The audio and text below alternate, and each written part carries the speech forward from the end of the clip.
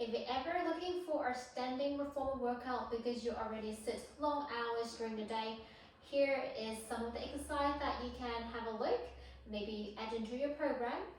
So let's come onto the side of the reformer.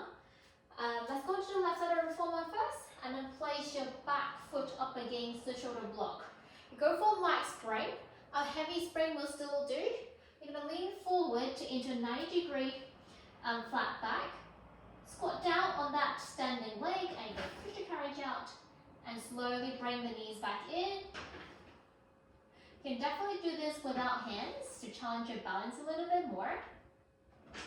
We're working the standing glute.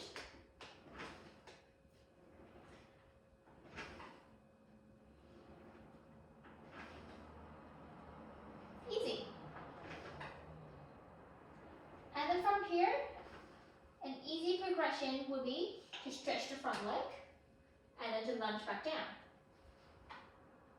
It's not necessarily heavier, but it requires a tiny bit more balance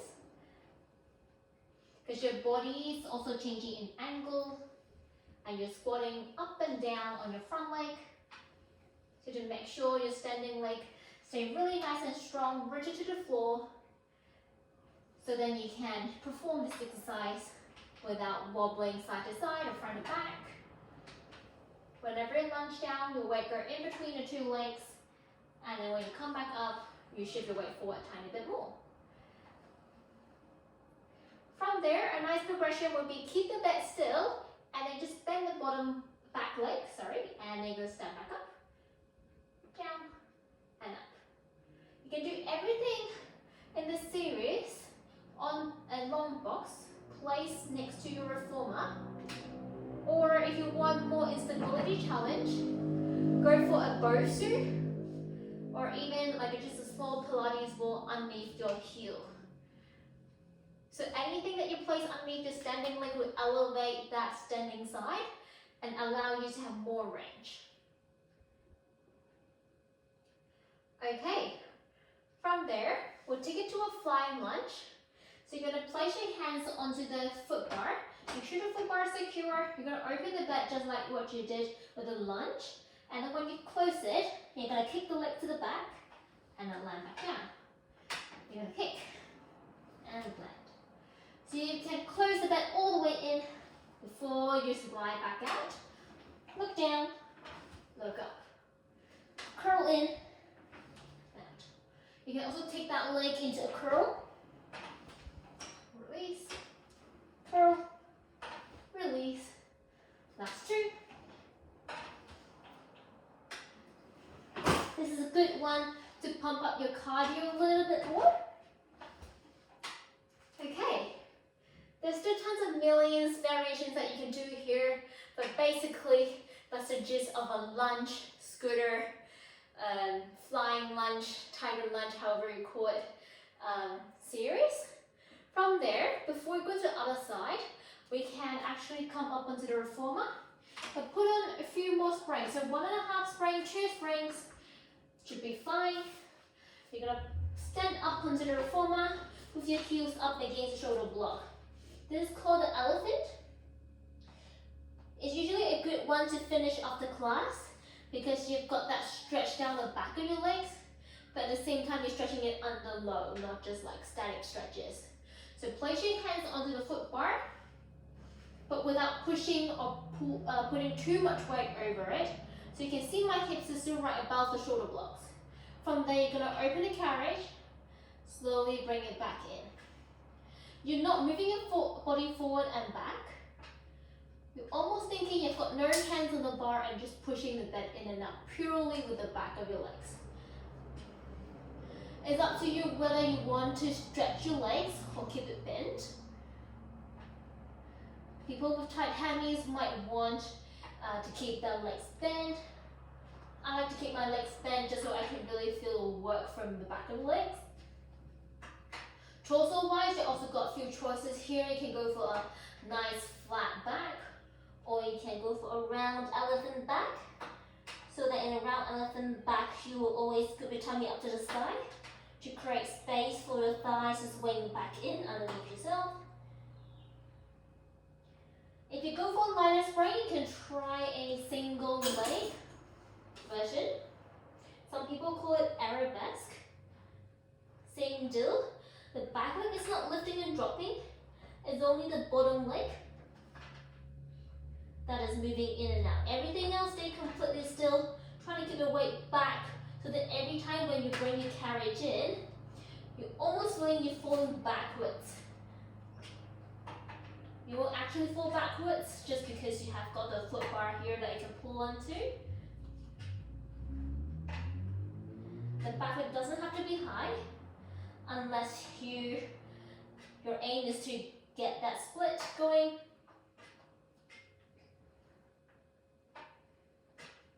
Okay, you can also definitely do this with a single arm as well. But it's still the movement from the leg, from the hip. You're still pressing back and forth from the hip, not from the armpit, so armpit stays still. Same to the other side. For simplicity, just put the other hand on your back.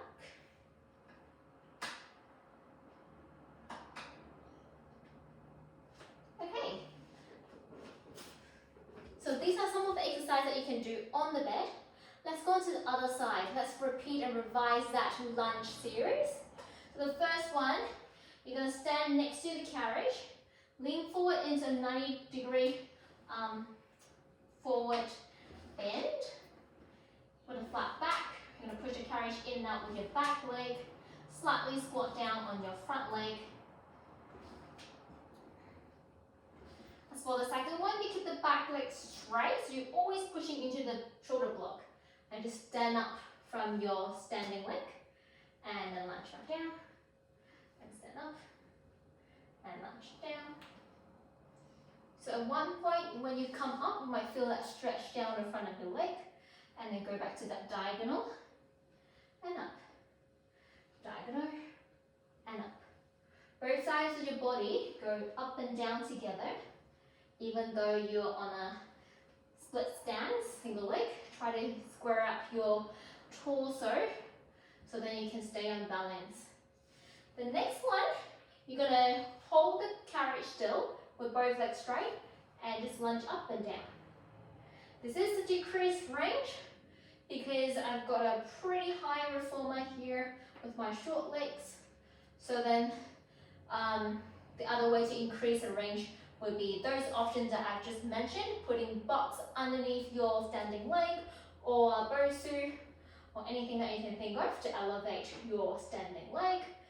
Alright, from there, you're going to hold onto the foot bar, you're going to open the bed with a big lunge, you're going to close the bed and kick the other legs to the back.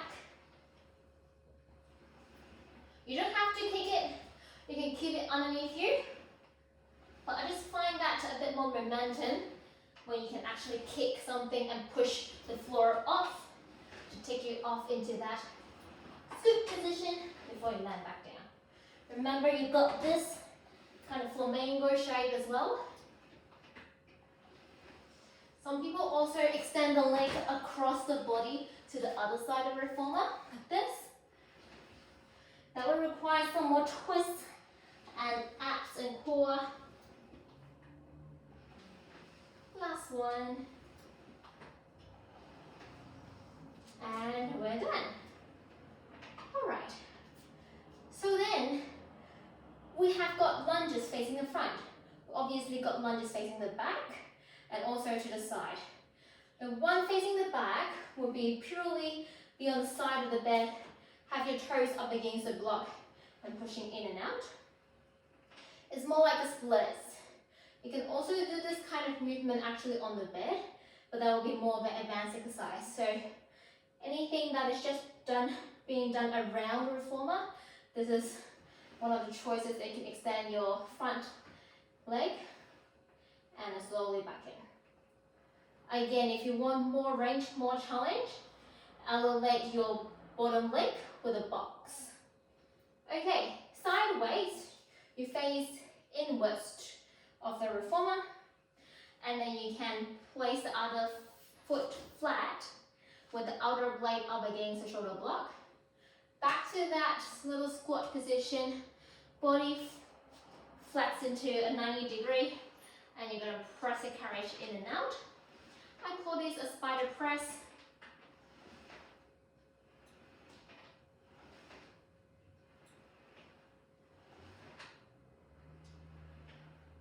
If you have a heavier spring, your weight might be in between the two legs. If you have a lighter spring, you might have to have your weight more on the standing leg and challenge your balance a tiny bit more. So then the load will more be on the standing leg. I have a medium spring here, so I will work both legs pretty much evenly on the outer side, on the glute.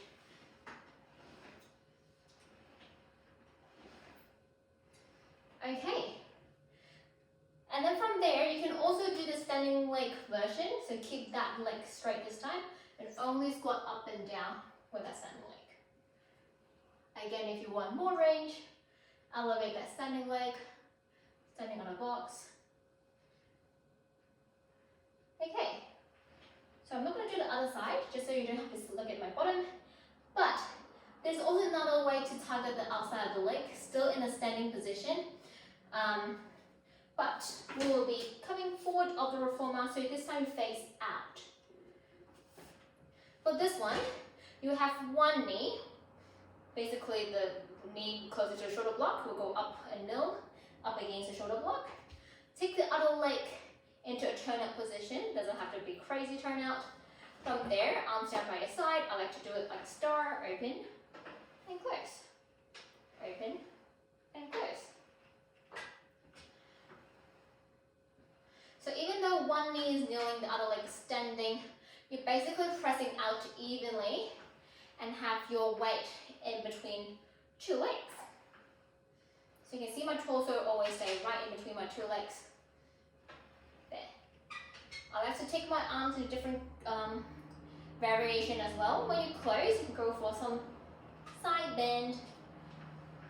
It's a nice way just to open up that pulley side.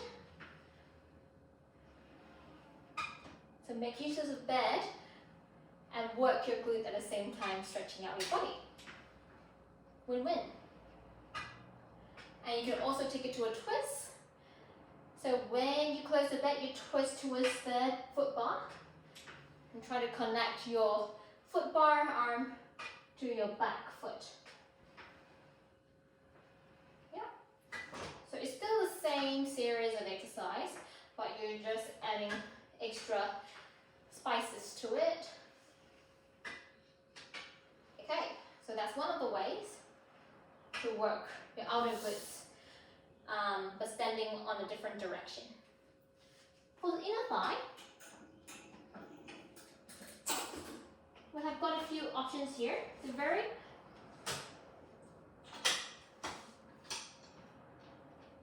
very classical, typical exercise would be standing on a reformer, one foot on the stable side, the other foot on the carriage side, and you will open the bed and close. If you were to target the inner thigh, you would make the springs really light, or even without springs, because there are people who can do without springs, still move the bed all the way to the end, and then come back in. Same idea, your body weight will always be in the middle between the two legs, so that you've got 50-50 on either side. So we're not cheating like this. And theoretically, your moving side should work a tad more. Okay, there are obviously different variations. If someone is not up there yet to shift the weight in between the two legs, so a little bit too scared of height, fear of height, you can get them to just kneel and come back, like a side lunge. So predominantly your weight still on this side, but you're still sliding that leg out and bringing it back in underneath yourself. Then maybe from here, you can get them to hold it down and then we shift the weight across, keep the bed still, back and in. Sometimes this is called a skater.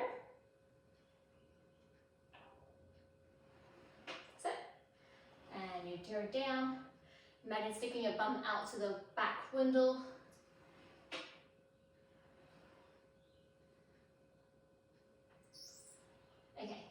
There are tons of variations here. You can hold the carriage out and do squats here.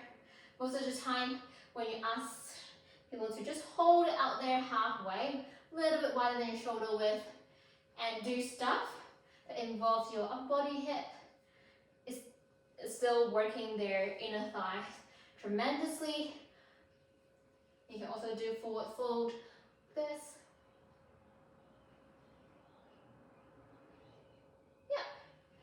And everything here can be done on the knees. So, but maybe for people with any knees issues, I would avoid kneeling on the knees. Otherwise, knees is a good option to take the feet calves element out of the exercise. So then you can really focus on the inner thigh. So exactly the same, just like that. So less cheating. But then you have got less body height to manage as well. So somehow it could be easier, it can be harder, depends. Another very good one, standing for inner thigh, would be go for a super light spring to start with, because that could go quite intensely. This time, if you remember, last time we hooked the other foot. This time, if you go past the shoulder block, you'll be hooking the other leg in the same position, but have the other leg out the other way. Still in a turtle position, I like to place my hands on the hips and drag the carriage up using, first of all, this leg, and then back. So now this side of my body, stay still.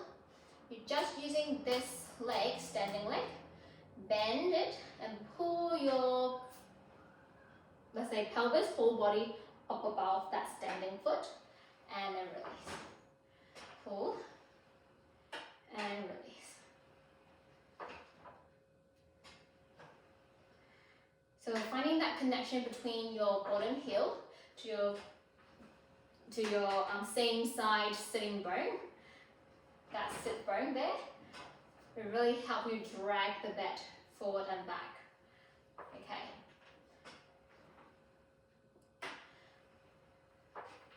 So this is the standing leg version.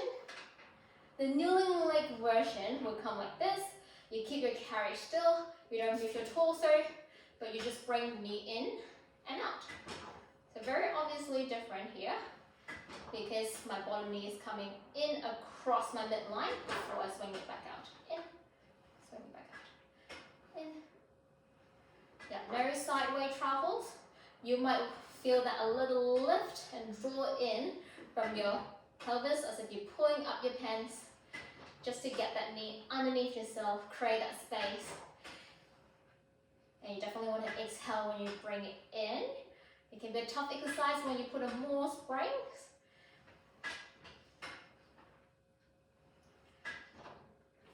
Good.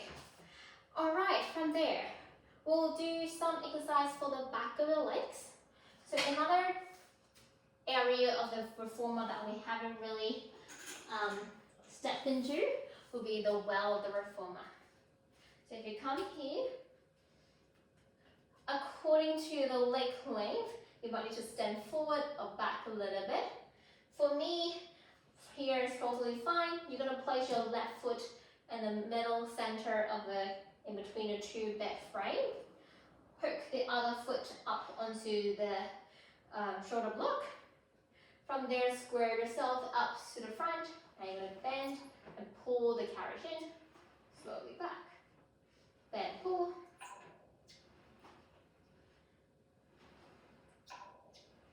Very simple. One isolated movement works really well because you're also working your standing leg, obviously.